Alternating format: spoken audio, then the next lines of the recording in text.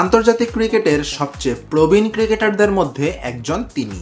তার সমসাময়িক ক্রিকেটার এখন আন্তর্জাতিক ক্রিকেটে নেই এর কোঠায়। টেস্ট ক্রিকেটে সর্বোচ্চ উইকেট শিকারী পেসার জেমস অ্যান্ডারসন এবার আন্তর্জাতিক ক্রিকেটকে বিদায় বলতে চলেছেন।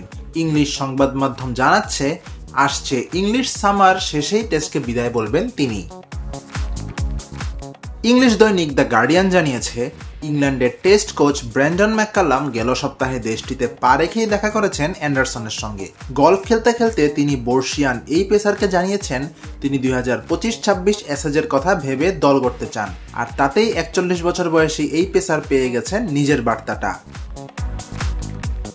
চলতি বছরের শুরুতে প্রথম পেসার ও ইতিহাসের তৃতীয় বোলার হিসেবে 700 টেস্ট উইকেটের মাইলফলক ছুঁয়ে ফেলেছেন অ্যান্ডারসন। যে সিরিজে এই মাইলফলক ছুঁয়েছেন সেই ভারত সফরে তিনি 7 ইনিংস বল করে মোটে 110 ওভার বল করেছেন।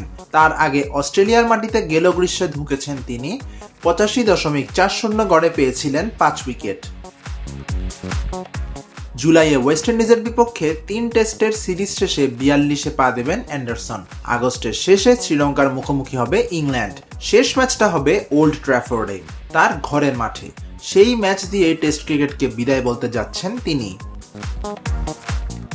ল্যাঙ্কাশায়ারের হয়ে চলতি গ্রীষ্মে এখনও তিনি মাঠে নামেননি। গেল মাসে বলা হয়েছিল চলতি মের শেষের আগে তার মাঠেও নামা হবে না। ওয়েস্ট ইন্ডিজ সিরিজকে সামনে রেখে ওয়ার্কলোড ম্যানেজমেন্ট করছেন তিনি।